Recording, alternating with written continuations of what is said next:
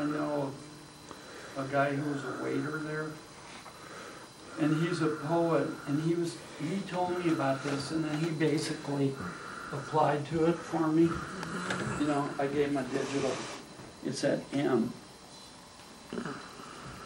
And it's, you know what I mean, it's, I always get a kick out of getting into an anthology.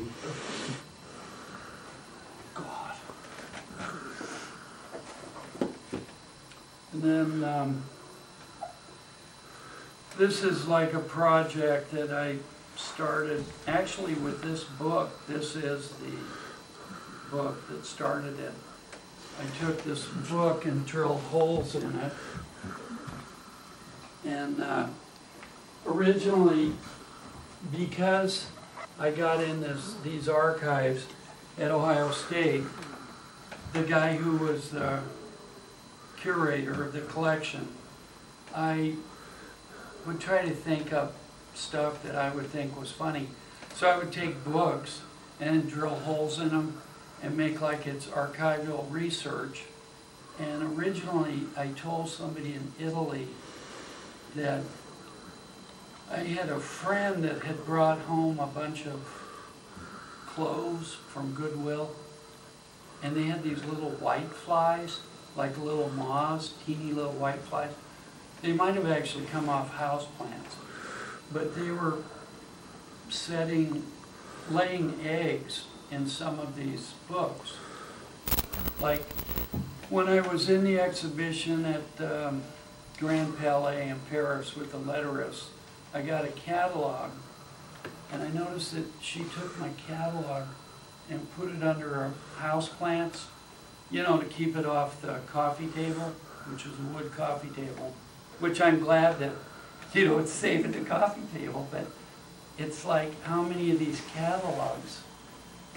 I only had one copy, now I think I have 2 copies, to replace the one that had the watermarks from the houseplant. So anyway, I was telling this person in Italy, and they go, well, why don't you use naphtha, which is like mothballs. So I thought, well, that would be funny. Like, I'll drill holes in these avant-garde books, put little mothballs in them. That way I will, you know, preserve them for them. But then I thought, I don't want to really kill bugs per se. You know, I don't want to be a wholesale, you know, murderer of, you know, little bugs. So what I did was I thought, I know, I'll bury these books that I drilled holes in the yard, and they can be like condos for bugs. You know, they can live in the little holes. And so some of these books that I sent to Ohio State that I already drilled, they had an exhibition. And this is one of these drilled books right there that I sent. So this is drilled.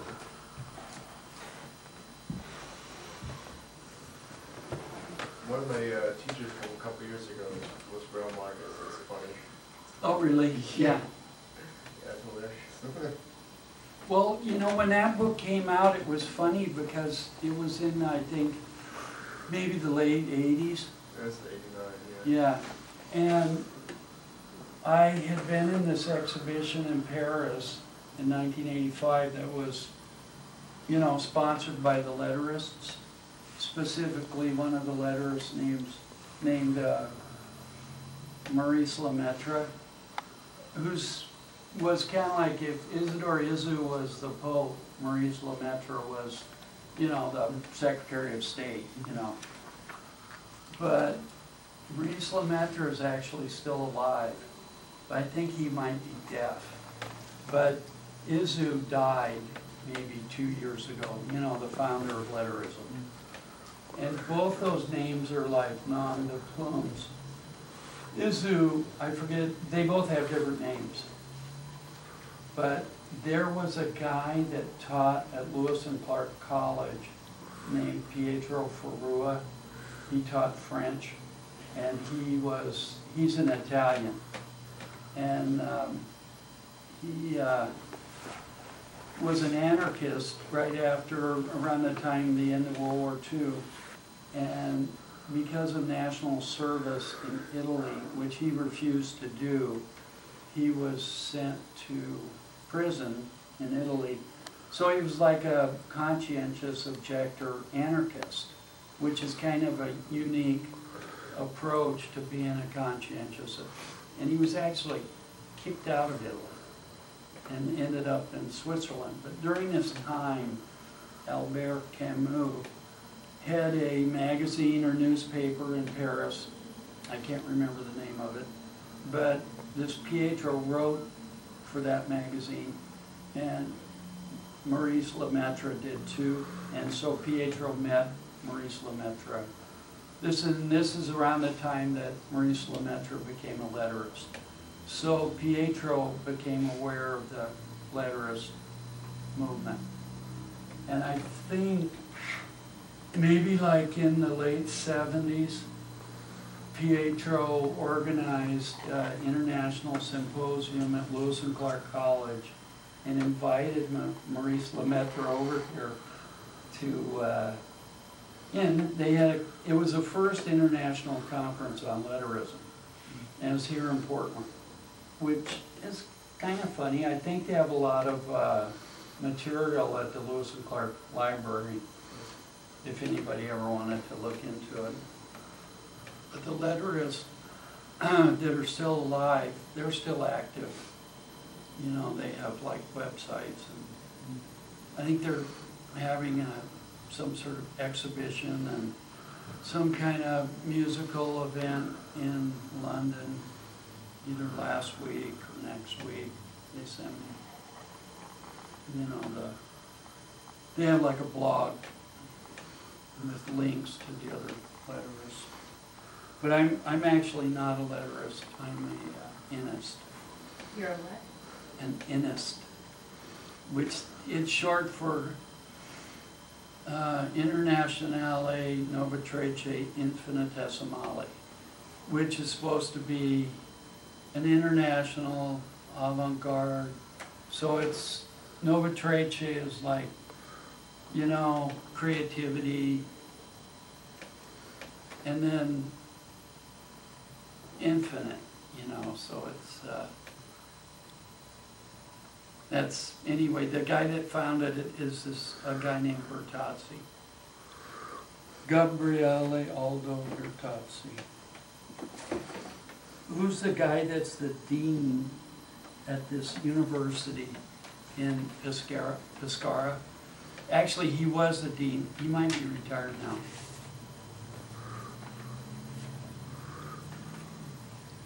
This is actually the, what do you call it? It's like the prospectus for this conference I went to in Pescara in 1992.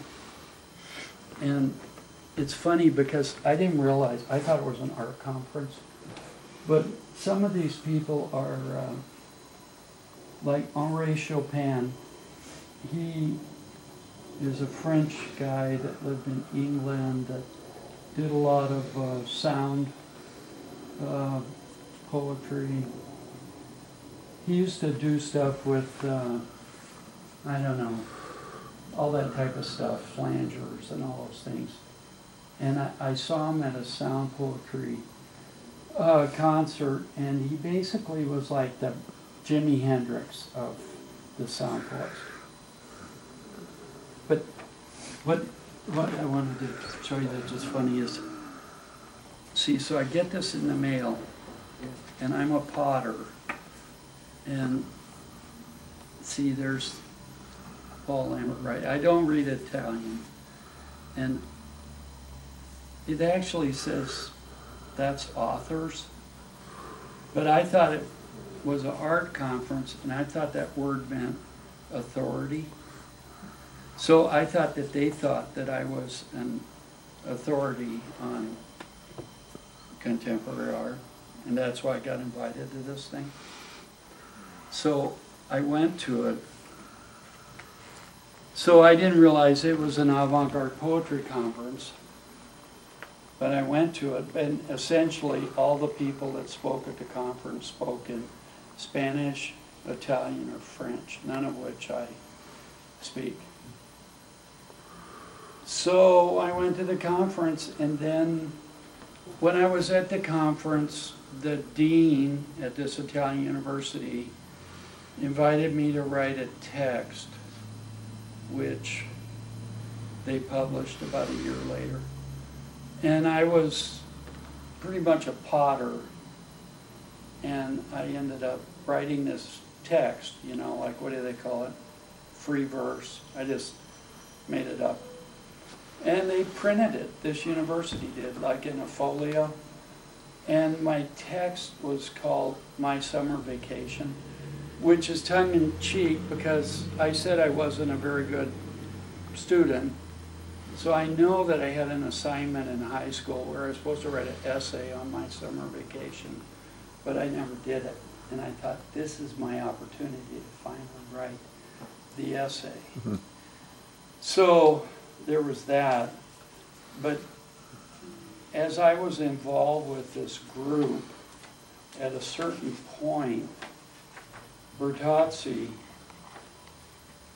made me king of the North American Indie Group. And so I like, you know, what do they say, abdicated. I didn't actually want to be king. I wanted to be like the Queen Mother, you know, in England, or not dead, but when she was alive. You get to go to all the events and the luncheons, but you stay in the background and just wave. So that was my idea. So I made a book where I think the back page of the book is where I abdicated. And here's my abdication letter. Some further thoughts on the recent abdication of the former king of the North American Indie, Paul Lambert. With regard to your question and statements to the effect that I will always be your king, I appreciate the thrust of your remarks, but need to point out that while it may be that I will always be the king, you shall not always be my subject. For some years now, this withdrawal which I undertake is not something I do lightly, but only after long and careful advisement. You do not choose the king. Rather, you are simply there, and I, your former king, can then accept or decline the state of majesty over your subjection. You, sir, will have to find some other to whom your submission is more pleasing. I leave you with the suggestion that you examine your own actions with the hope that you can find a way to improve upon your efforts and thus become worthy of a king. Quite frankly, this is the crux of the matter. Yes, perhaps the subjects may think they choose the king, but conversely, should the king find these subjects lacking, as I have, well, he must then right away be done of it. Surely you can see the utter sense of this, and in future see that you cease your foolish and unwanted intrusions upon my privacy. Paul Lambert, the former king of the North American Indie, now retired. So it's like tongue-in-cheek, it's like kind of a little joke. But then Bertozzi sends me a letter which he's basically telling me that he's telling me these four things. The Latins used to say, and then something in Latin, that is, once you have undertaken a charge, morally you remain with that charge. And that inism is not a literary or artistic club which you can join and just leave. And inism is an expression of freedom, a way of seeing and feeling deeds and things, and one cannot resign from freedom, can one? Or from feeling deeds and things in a really creative way. Inism does not live in a dimension that is linked to the contingency of Rome or Paris or Madrid or Buenos Aires or Portland. Its space, which is indivisible, is precisely international. Therefore, I await with the new year a more constructive inist letter. And I've already told Pietro Ferruo of my displeasure with what has happened. And so the whole point was, it's kind of like the mafia. You know, when you're in the mafia, you can't quit. But anyway, my approach is that as somebody from the United States, it's democracy. The whole point of the United States is that we reject this idea of kings. Everybody in the United States is like a king. You know, everybody's the captain of the ship. Everybody's a queen. You know, was my theory related to this. But anyway,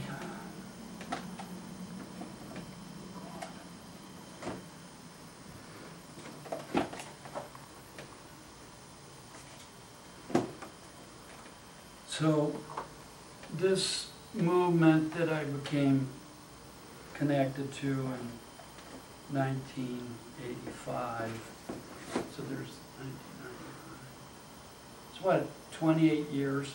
So during these 28 years, there's lots of different things that have happened, and what I'm talking about are just things, but for me, the beauty of it is that quite a few of these inists are in Europe, you know, or they're in Brazil, there's some in Argentina. But the point is, they're far away. So there's something with that. Here's a book that this guy at Ohio State published, and it's the one where I was making these texts that I was sending this fellow that lived at the coast, who was a poet and a publisher. He's dead now. And I sent him what I thought was kind of a bad text. And I was making the text by cutting and pasting with the computer. So I would get some text from the computer, and then I would use that random paragraphs.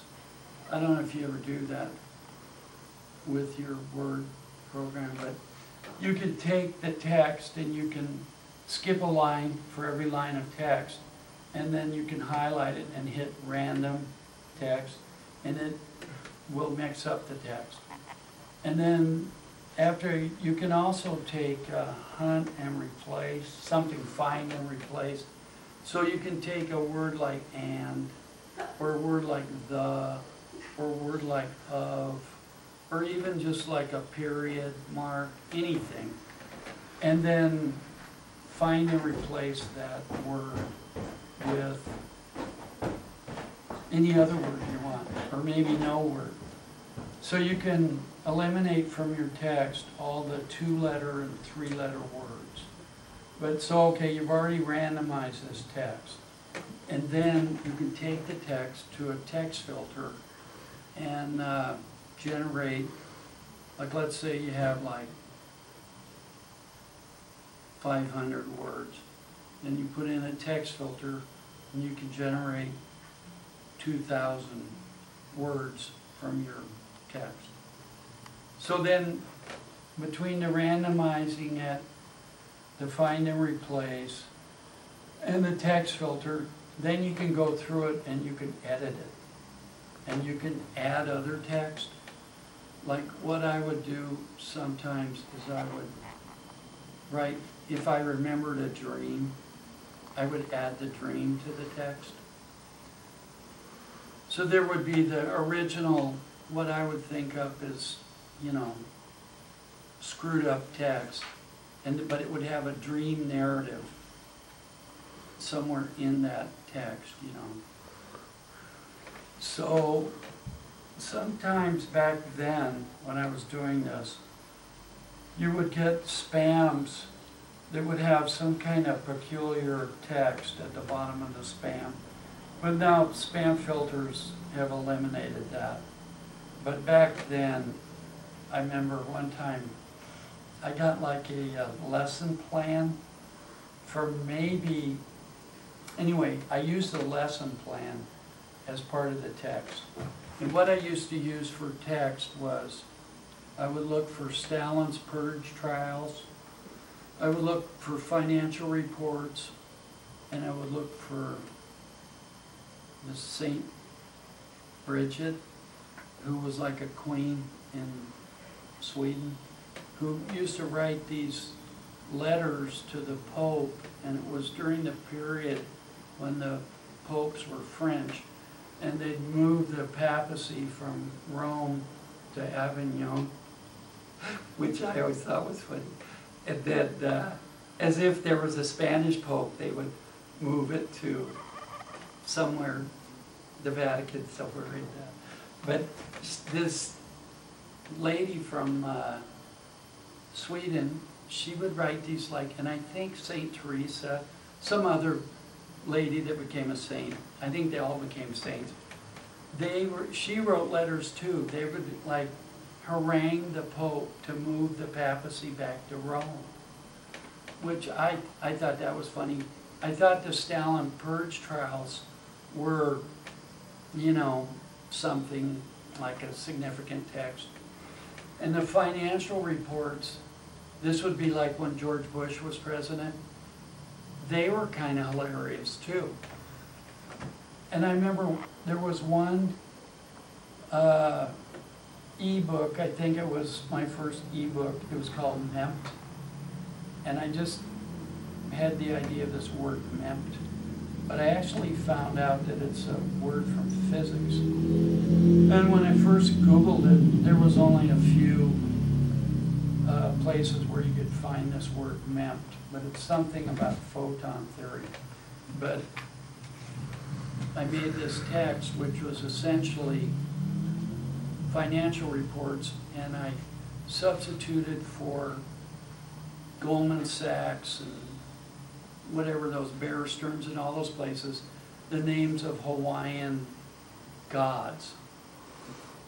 So, I don't know, that was something. I think one of those texts is in here.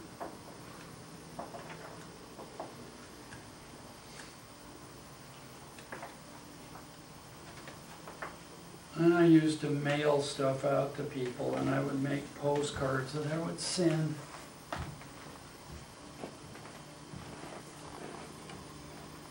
For a while I had something called Hair Club for Poets. But this little magazine is the Day of the Poets, and I think I got that off a plastic surgeon's website in Argentina. And I added the third eye. And this basically means the Northwest Passage, which I think the Situationists and one of those French anthropologists,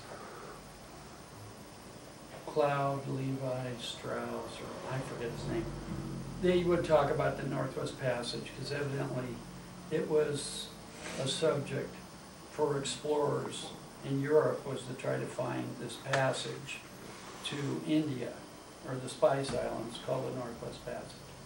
So it was like a mythic goal. And then I've been putting Temple 13 on publications. So this was for a friend of mine's birthday. And this was his birthday. I mean, that is his birthday. And he really liked wrestling back then. So we both would sometimes dress up like wrestlers. And he was funny because he did some paintings of the INI vacation, like we had a cabin on Lake INI in the Northwest Passage. And he was called the Brain Crusher, and I can't remember, I was something to do with like the Grand Frankfurter. But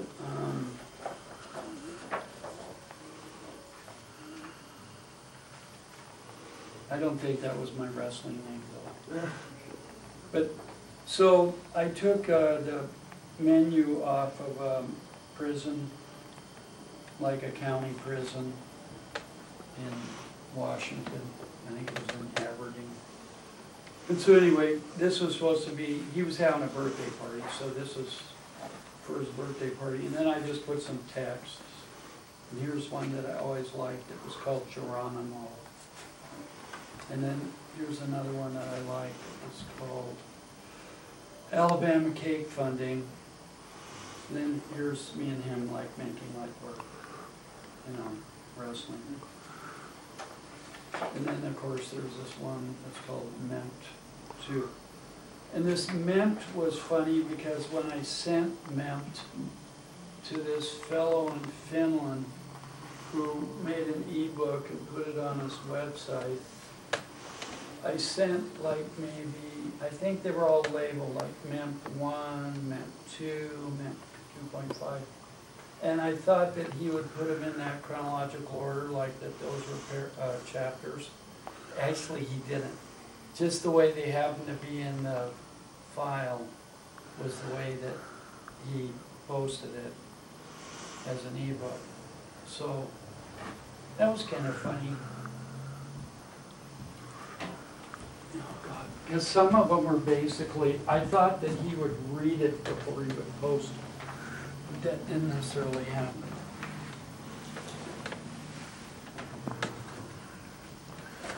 Well, like for the sake of entertainment, I could actually read a poem.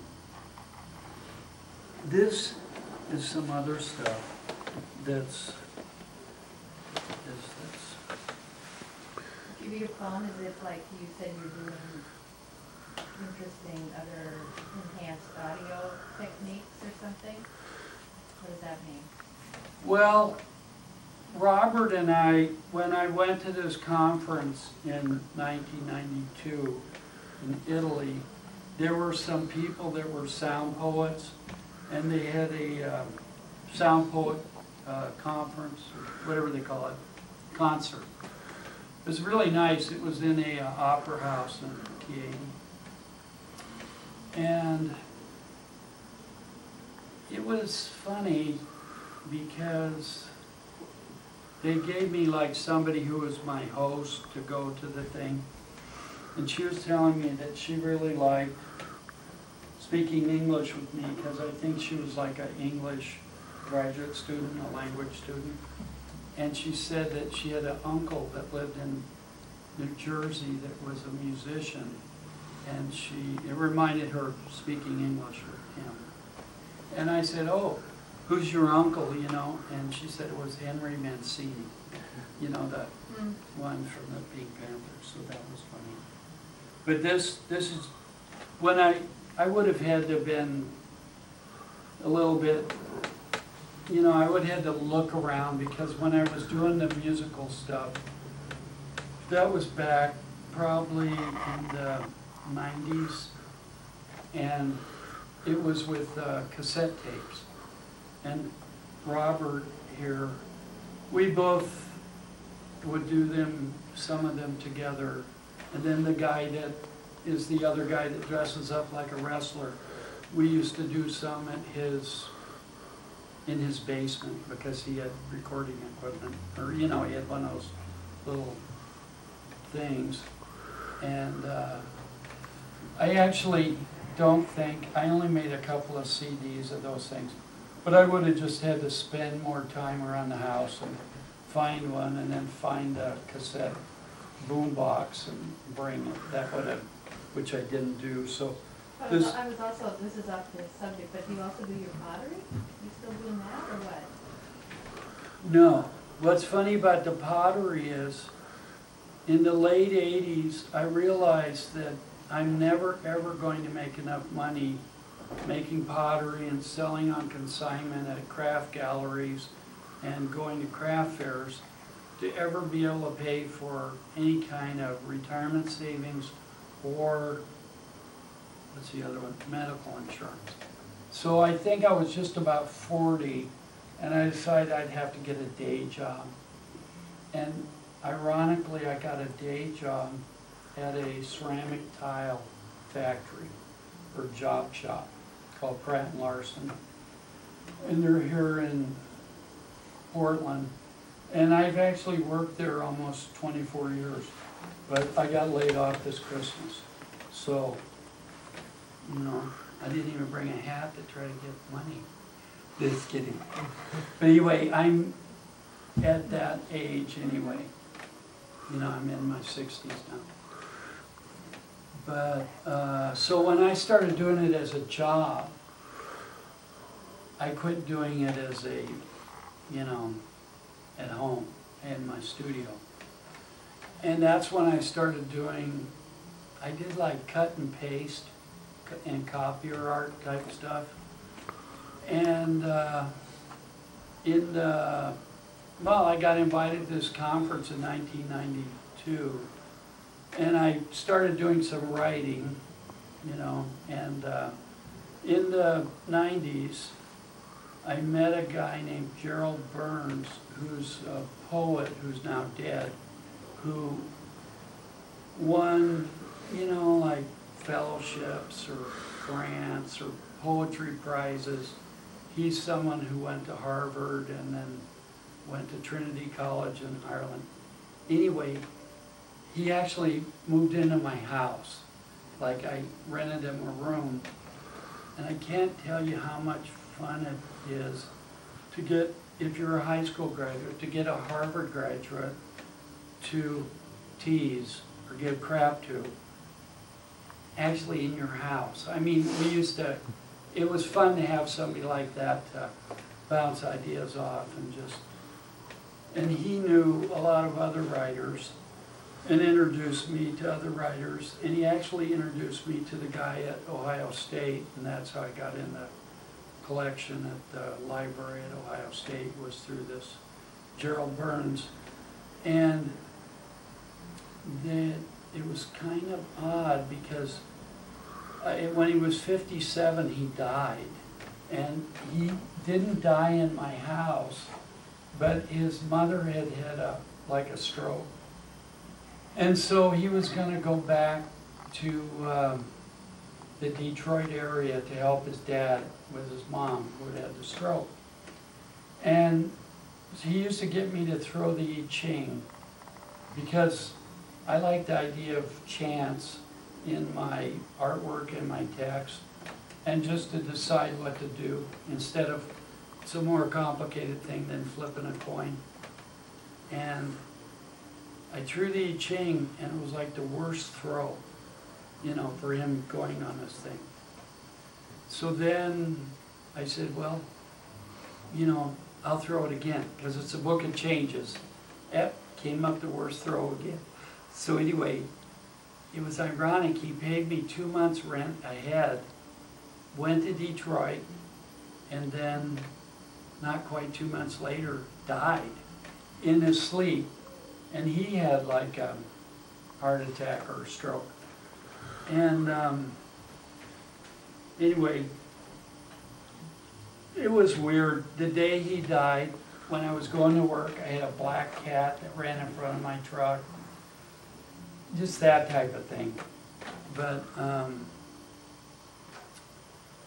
I would say, since I've been doing these different things, the way I really learned how to do ceramics was I worked for and lived in the house of an older guy who'd been done ceramics since the 50s. And then later on I worked for an older guy that had done ceramics for years.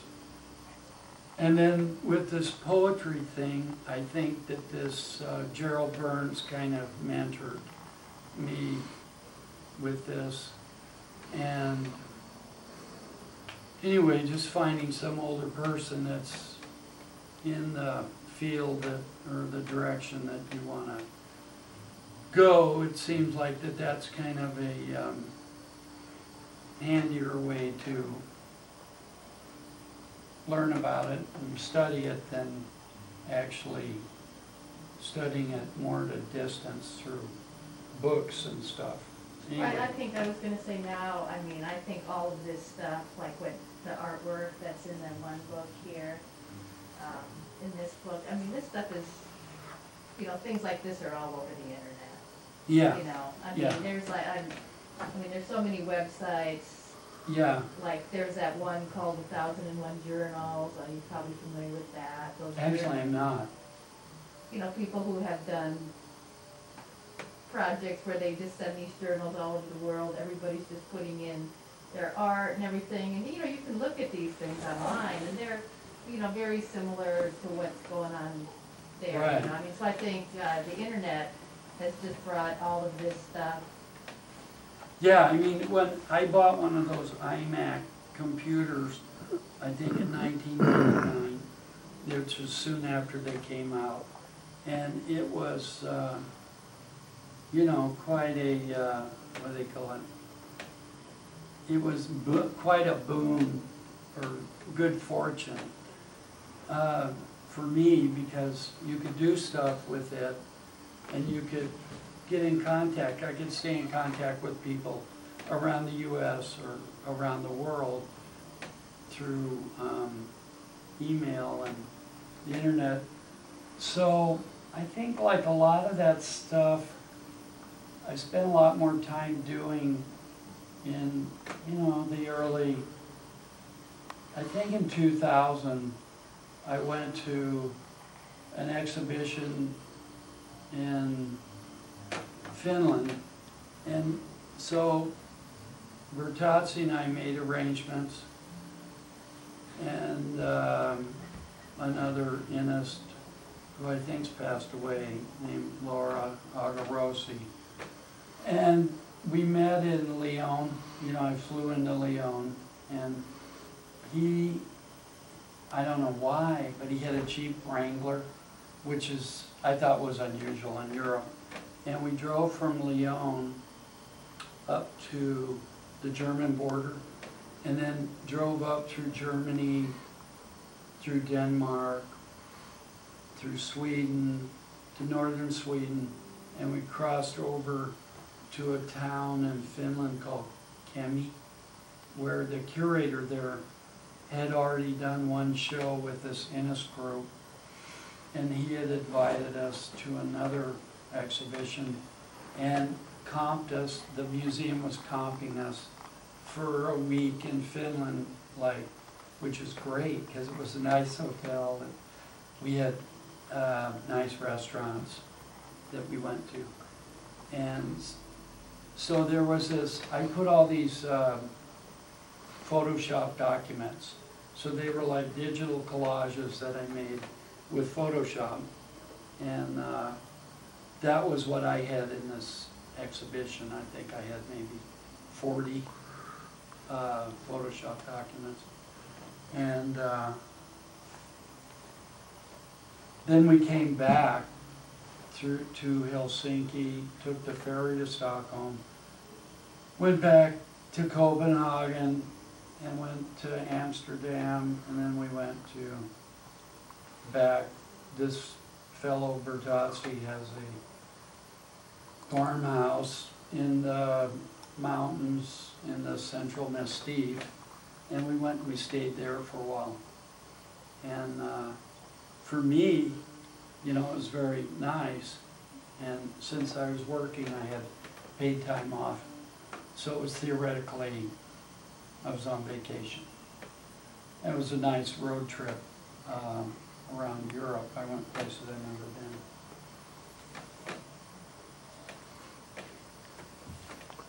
Thank you for the information. I personally have to leave right now, but Okay. it's been very interesting. Yeah. Well, I'm glad you came. Well, sounds like you've had a very interesting foray into the world of. Well, but I just think it's funny that, like this one visual poetry book that I got into last fall, which was through the guy who used to be my waiter, you know, or was a waiter at this Laurel Thirst pub, I mean, it just seems like it's funny the way that it's not. You know how people, like most poets, I think they make like dozens, if not hundreds of submissions to small press magazines, and you know, you have to have a resume, and you actually have to have some kind of credentials, and it just seems like it's been more like, you know, a different approach. I mean, it wouldn't hurt to have like an art degree, but I never actually did manage that. Cool. Yeah. Thank you, sir. Sure. Thank you. And then, are you two guys gonna escape too? Stay for probably a bit more. Yeah, Do you like take any particular like art or music or literature? what about musicians? Musicians? Yeah. Oh, that's too bad. Yeah. Yeah, this friend of mine, the guy that dressed up like a wrestler, for a while, I don't know what it was, probably like maybe some kind of, I don't know, you know those little things that you can record with? I can't remember how many tracks it had, but it was for cassette tapes. 4. Yeah, I had 4. You're talking about Jason? yeah. Yeah, I had 4. Anyway, we would go over to his house, and we wouldn't have any particular plan. And then I would read a text, and that would be like, you know, the vocals. And then he would play something, bass, drums, something. But he used to like to get things like cans or bottles with rocks, or I remember one piece, we used an electric drill, and I'm like one of those, you know, living room guitar players since I was a teenager. So I have a handful of pieces that I've made up myself that I would basically try to play riffs from.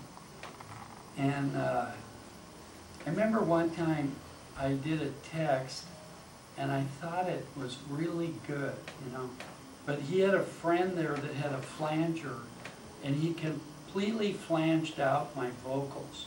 So when I'm like excited to hear what I sound like, because the text had gone, it was supposed to be like a fake beatnik, you know, rap, and it was all flanged out. But that's the way it goes. But I did make a CD that I only made a few. Also, it was on cassette tape, and I sent a copy of it to this guy at Ohio State, who was the curator of the Avant Writing collection there. And that's when he invited me to be in the archive and to be part of on the basis of that tape. Because it was like a homage to this Gerald Burns, who was a poet that died, you know, that had been living at my house. But, if you don't mind, I'll just look at.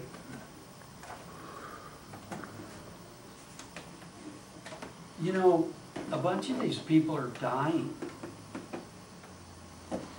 I've noticed.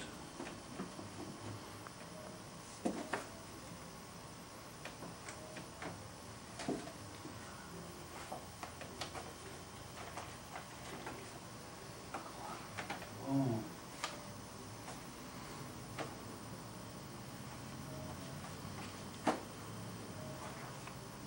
So I made like a whole bunch of Photoshop documents, and I think I made like 3 magazines that are all Photoshop documents, and some of them have texts, you know, like little poems. And what I've noticed is, like here's one called My Lover. In these troubled times, this corrupt age, you each grip your neighbor, income producing units. Can you say that water is bad because it flows downhill? It's arts and sciences together, not apart. Sit in the back row, scream goddamn at the top of your lungs. But what was funny is I had these two different people that did yard work for me, and I let them pick out all the pieces, and I noticed that of my pieces, there's some pieces where I use kind of cheap cheesecake pinups, both male and female, because I did a series that was based on violence, sex and violence, because that's the cliche that American pop culture is, you know, underlies the lowest common denominator of American pop culture, sex and violence. So that was this time, but I just think it's funny that some of these, like these guys, for instance, oh wow, this is the proceedings of the First International Symposium on Letterism that was held at Lewis and Clark. But this is kind of a rare book. This is another one of my magazines that has the titillating. Probably it's terrible. Oof.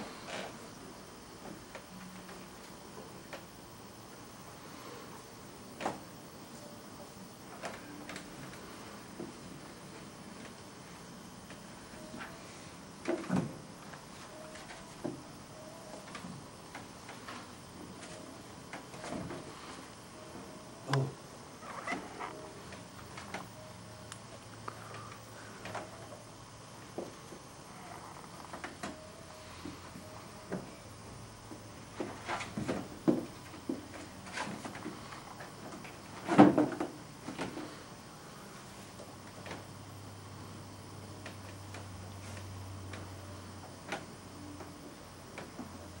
And the thing is, now maybe now there's more people that, there's a lot of people doing this, but I was actually doing this around 2000. So there's a little bit, you know, like e-books and all that were not quite as common as they are now. And actually, I've looked at one e-book site that has two of my pieces on it, and one of them, the link doesn't work, and the other one, it looks like it only partially works, because they're like PDFs from years ago. So that's funny. I don't know if I can ever reconnect with the person that owns the site to get it to redo the thing. Now, if you want, I could actually give you, as a gift, two of these, and then you can maybe, like, you know, oh, I don't know, 40 years from now, sell them for like $1 million. 15, even $20, and I'll sign them. How did your work develop out of, I guess, when did you start doing what you do, and like how did it evolve into this stuff, you know? Because I'm kind of unfamiliar with the medium, so I'm wondering like how it starts from just having text that is regular, I guess, and then sort of morphing it and incorporating these different elements. How did that happen for you? Well, it just seemed like the thing to do at the time, and I mean, it's like, I hate to use it's like screwing with literature. You know, it's kind of like, in a way, it's having fun with literature, attacking literature. And there's this guy, Burroughs. He's an American beat writer. And for a while, he lived in Paris around the same time that the letterists were kind of more active. And the letterists were doing, you know, stuff where they broke text down and had, you know, a radical approach. And Burroughs did those cut-ups, and I think he did them with a guy named Byron Geisen, who's an English artist. But so with the computer, I thought it's really easy to randomize the text, you know, to cut up the text. Because I think they were physically cutting them up with scissors. Yeah. And then, you know, rearranging them. So I just thought that with this randomized paragraph, and if you put one single space, the computer thinks that line is a paragraph. So if you just put a single space for every line, the computer thinks it's like 100 paragraphs. So you can randomize that. Then if you, like when I was doing the book, it's this thing like there's these dogs that you throw a stick and the dog brings a stick back, which is pretty tricky. You know, the dog and the human, you know, interaction. But maybe after the dog's brought the stick back 100 times, you don't want to like throw the stick anymore. So I remember one time me and a friend his dog was doing it, so we increasingly got bigger and bigger sticks until we finally got a log. And we were by the beach, and we threw the log in the water. And I'll be damned if the dog didn't like dog paddle the log back to the beach. But this guy that was this poet that lived on the coast, I would send him what I would think was a really garbled up, mediocre, effed up text. And he would make, Lambert, this is wonderful. This is your best yet. So progressively for these 5 texts, the last text was really screwed up. I didn't do any editing. I didn't do anything to it. And I hunt and whatever, find and change. Like I added all these, like, which to me were negative words like vomit, stuff like that to the text. And he thought that was the best yet. And I hadn't read it myself because I just couldn't bring myself to read it because I thought it was so bad. And then lo and behold, he made a book dummy. And what is a book dummy? He made a dummy of these texts. And I call it beefsteak because one of the texts was called beefsteak. Because this guy in France told me that beefsteaks in France are British tourists. Because, you know, English and Americans call French people frogs because they like to eat frogs. And he said that British tourists always want beefsteak. So they just call them beef, you know. But I'm probably mispronouncing beefsteak in French. Beefsteak or something. But the guy made this book, right? And then he wanted to make the book, but I never would do it because he wanted me to give him some money because he was the old-fashioned type of poetry publisher. He tried to publish it through a printing place. And then he died, or he got close to dying, and then he died.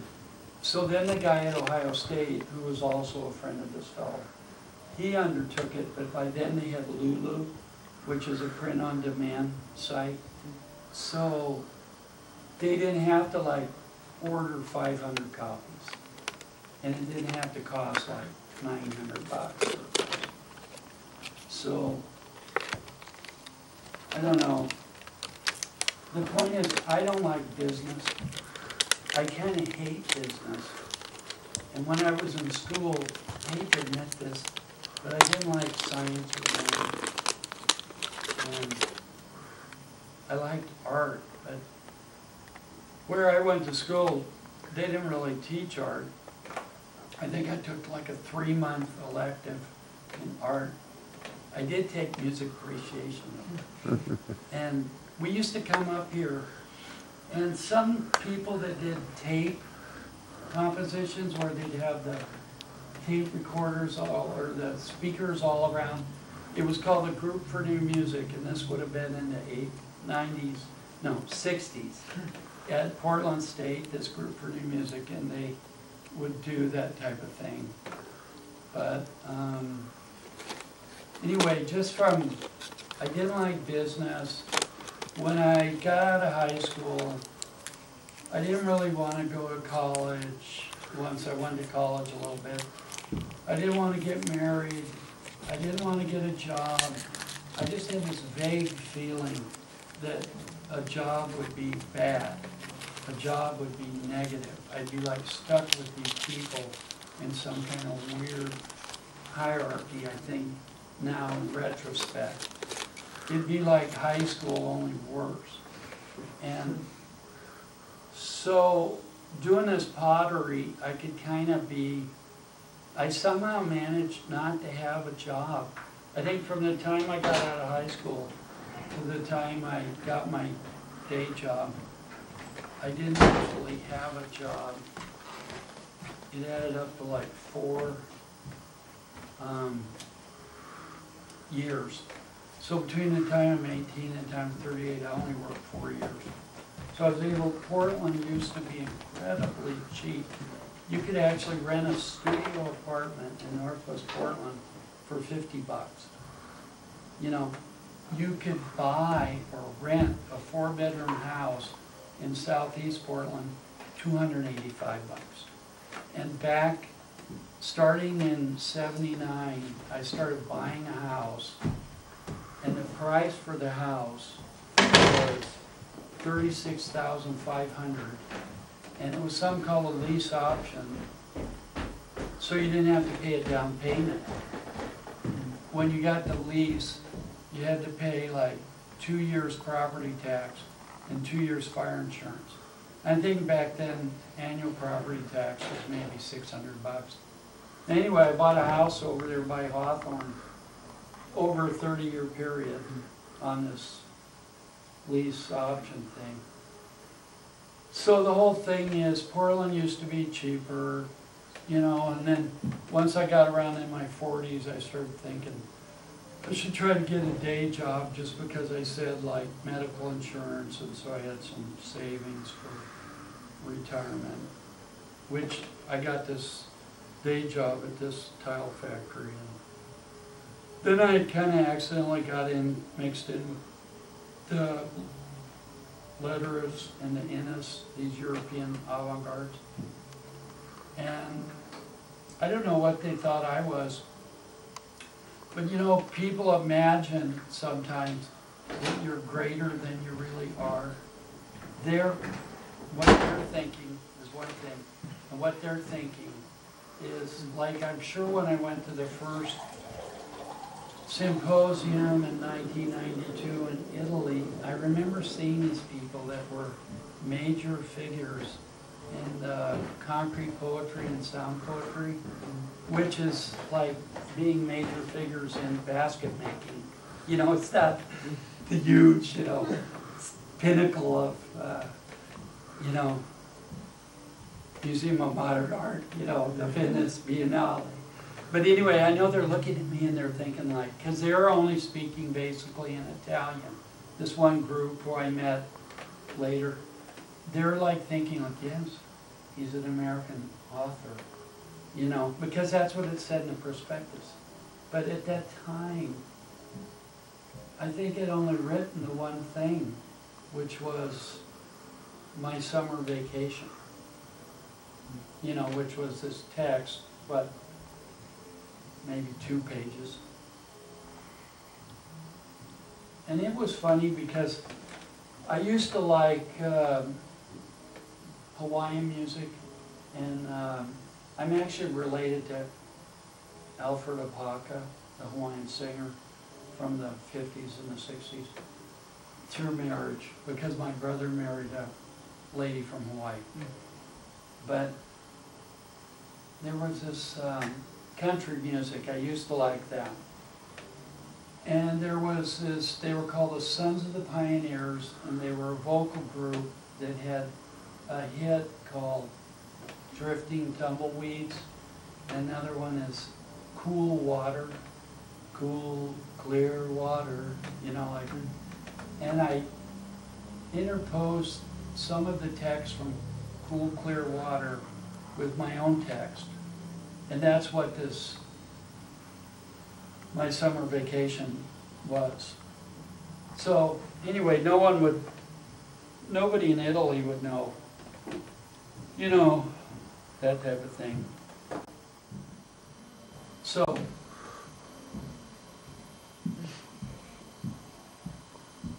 you know, funny, but there's these things called writing lists.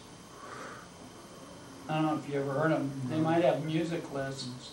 They used to have them, and maybe a group of, say, 150 or 200 people will subscribe to the list, and you'll receive all the things that are on the list. And for a couple of years, I was on a list that the art department at University of Toronto sponsored, and I got these things that would be published because people that had small press magazines would take my text off the list that I posted on the list. So without submitting stuff, I was getting published in little magazines.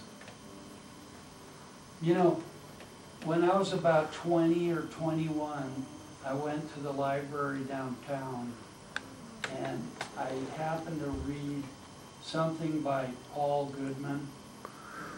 And then I read something by Gene Youngblood that was in a magazine called Arts Canada. It was called The Artist as a Ecologist.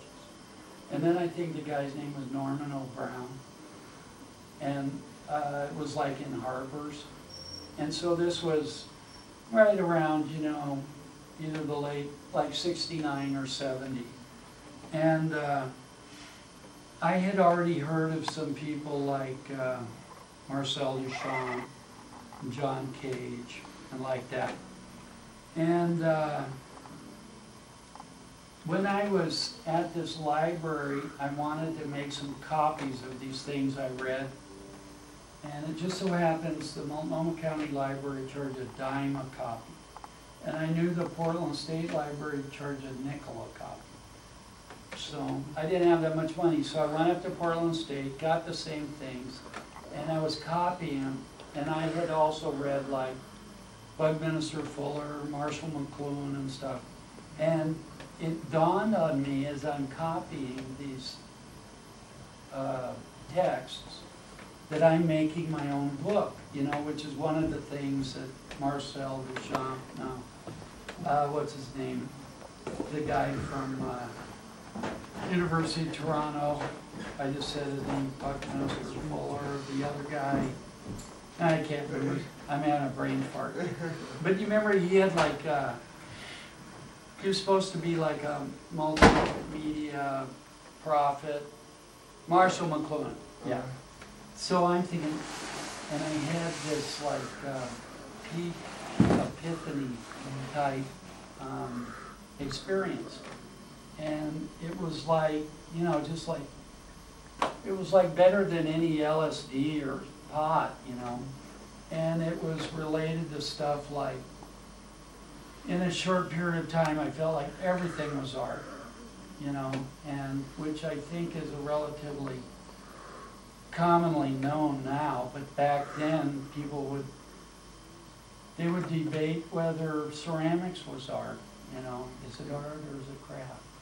You know, and they had traditional media like sculpture and painting. So, no. Anyway, that experience was quite a, you know, it's like the light bulb goes on. Yeah. So anyway, that kind of I don't know, gave me a foundation going forward. But it's just funny how this shit takes care of itself without intervention. Like, why am I talking to you here at Reed College? You know, it's like, I gave a talk at Mother Foucault's bookstore about this time last year, and I think that must be where Andrew. Yeah. Andrew, yeah, he's around. He's And so then he decided to put me on this, but I guess like at the last minute they changed the time from 3 to 1. Yeah.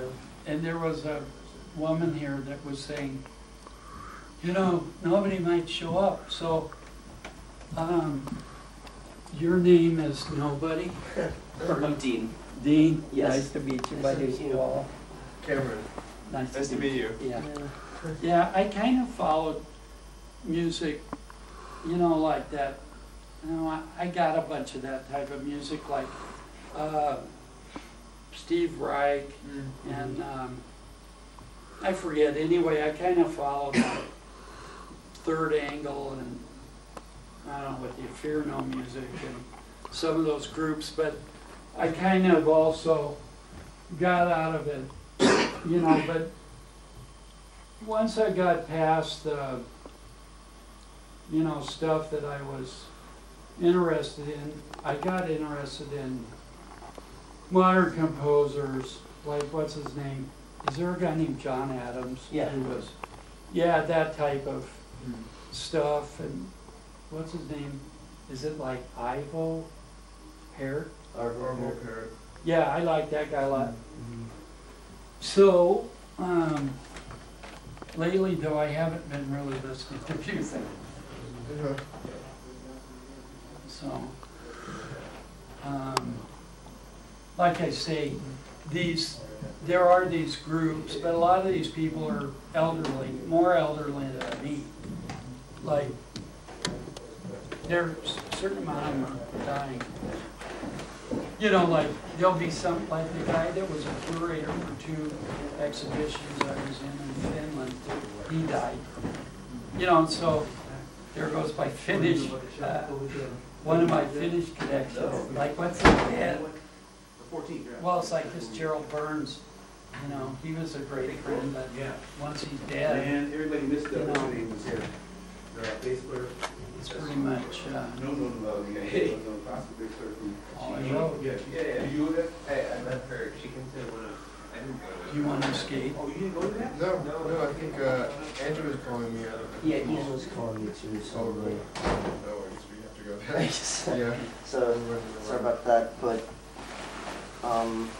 thank you so much. Yeah. Yeah. Yeah, we're visiting from New York. Yeah. We are. We played a little bit. Last night. Where did we go to school in New York? The new school. The new school. Yeah. Or you're on. Yeah, I graduated from there, but finished. In music, Yeah. yeah. Well, I would try to get you a copy of these pieces, at least from this homage to Gerald Burns. You might get a kick out of it. Yeah. You want to trade emails or something? Yeah, that'll be great.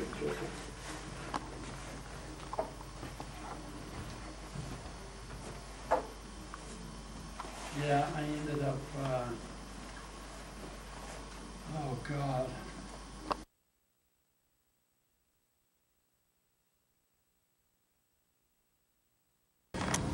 Because it's running.